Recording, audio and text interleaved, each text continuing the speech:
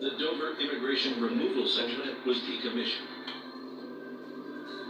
In 2015, it was announced the detention center would be shut down, with the government citing its lack of modernity, security, and proximity to airports.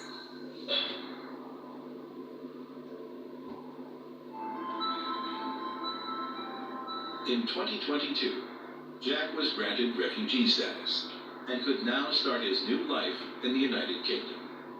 He has high hopes for what the future holds. This country has saved my life and has given me dignity. Now it's time for me to do something and pay back and be able to help those people like me who has very difficult past.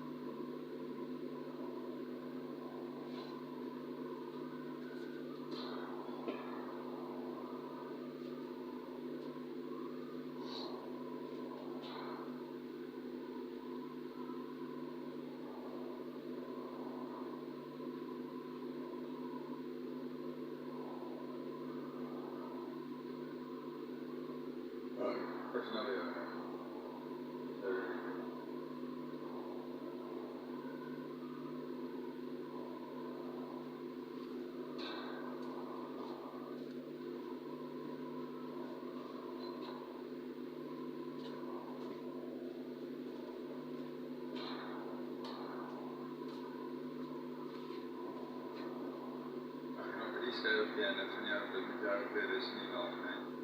In je antwoord, nee. Dus als je vanaf dit zal je mag niet weer met spreken van. Oké. Je mag niet naar iets gedaan, dat jij aan een box zit.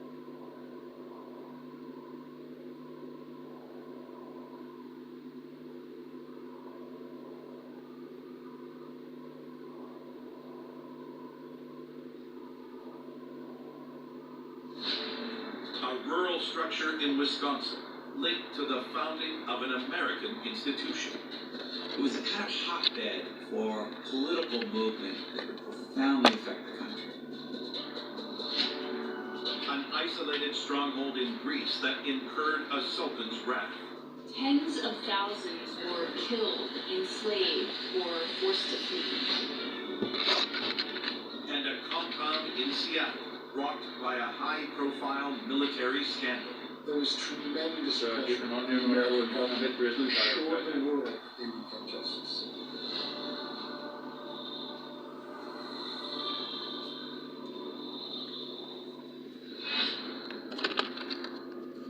On the Greek island of Chios are cliff-top ruins, once the scene of a vicious massacre.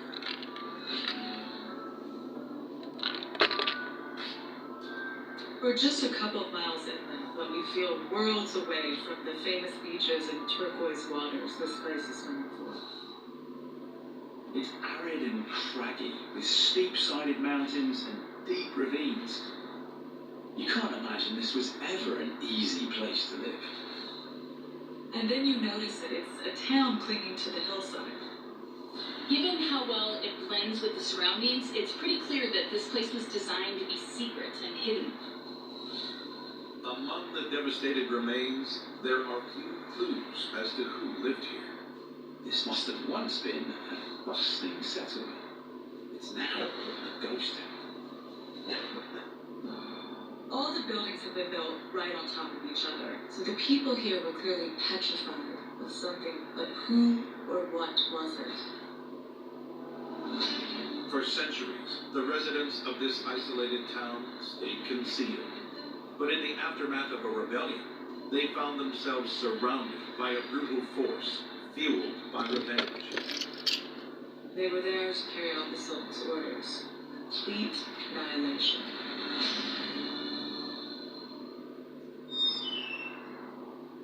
Archaeologist Olga Vasek has spent more than 30 years unearthing the secrets of the islanders who once sheltered here. In the 15th century, the island of Chios suffered from pirates. There were Catalans, there were Turks, many nationalities, but the raids were frequent. So people had to withdraw to remote places, invisible from the sea.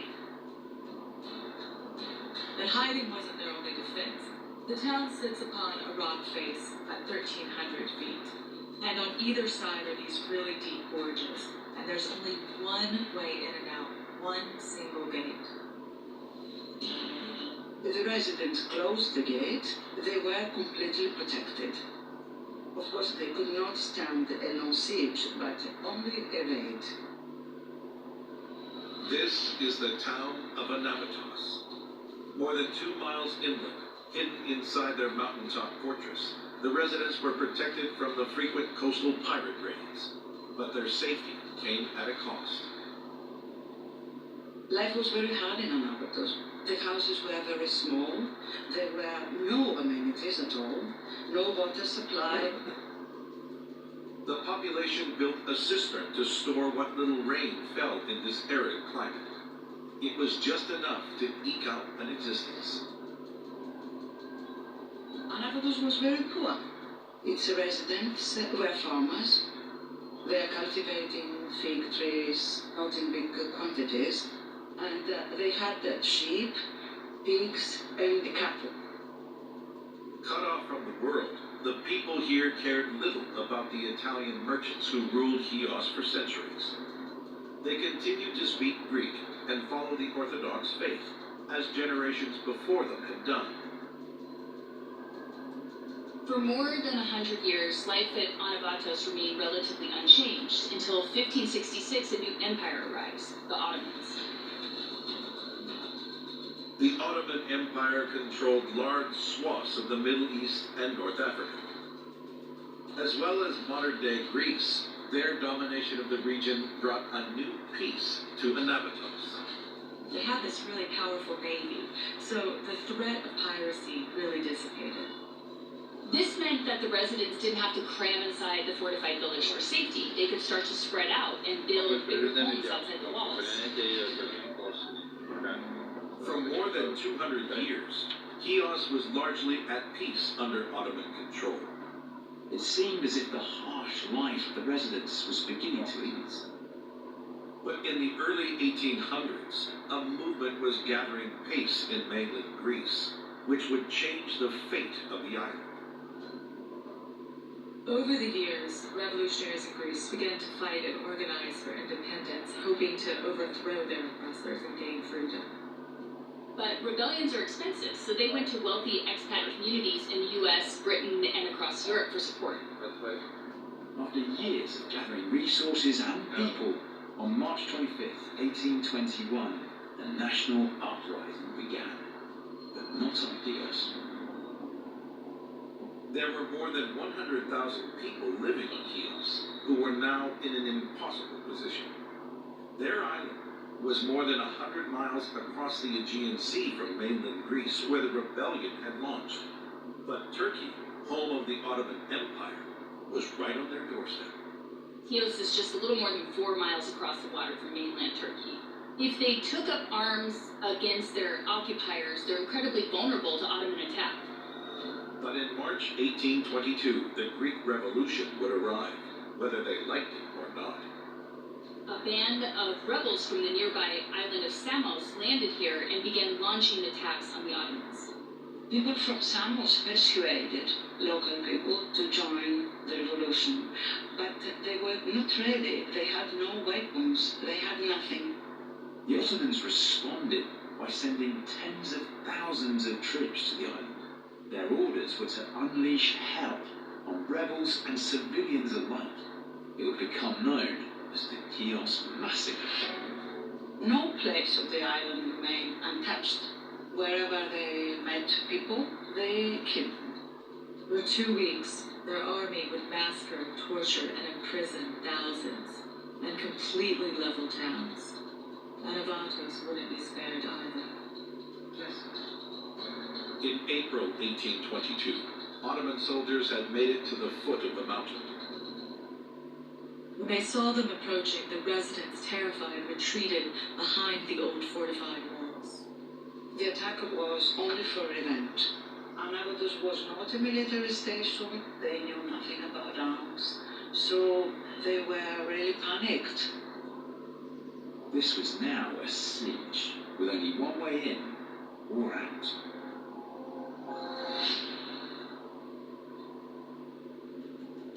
In 1822, the residents of Anavatos on the island of Chios were surrounded by an enemy force. After a Greek rebellion against their Ottoman overlords, revenge was swift and violent. Suddenly, the Ottoman troops are rushing inside, and their orders are kill or enslave the population of the town.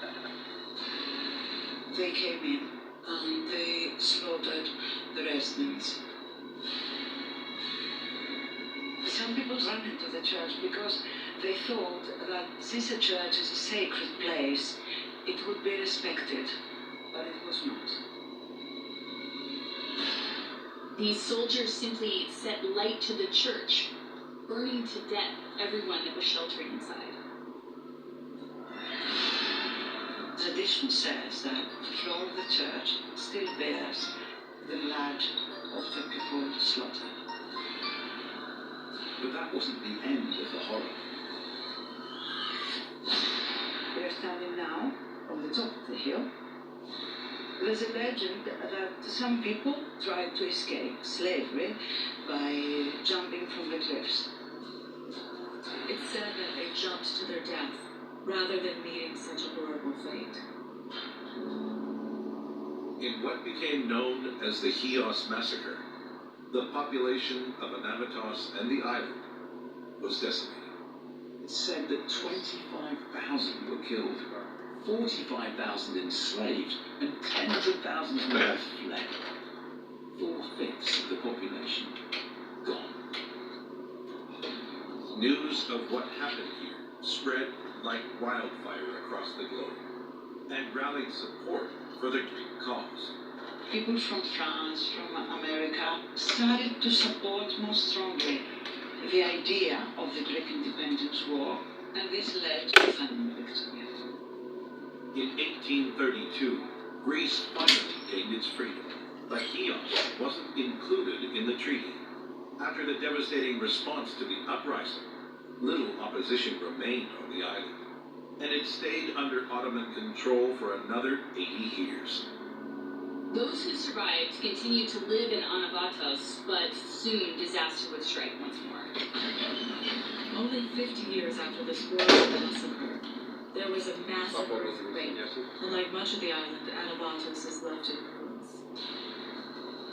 In the years after the quake, some of the town's residents settled at the bottom of the hill, while others departed for good, leaving the ancient settlement to fall into ruin.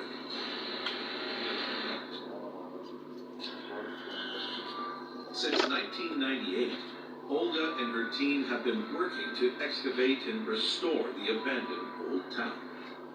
While many of these buildings have been for years devoid of life, one person was drawn to the quiet majesty of this ghost town.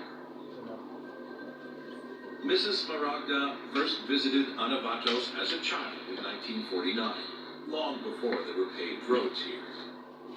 Seeking a peaceful retirement, she returned in the 1990s to make it her home, with only her animals for company. I've enjoyed my life. I traveled, I had fun, I partied. In 1991, I left everything behind, and I came to Anavatos. More than anything, for peace of mind. I wouldn't change it, It doesn't compare to any place in the world.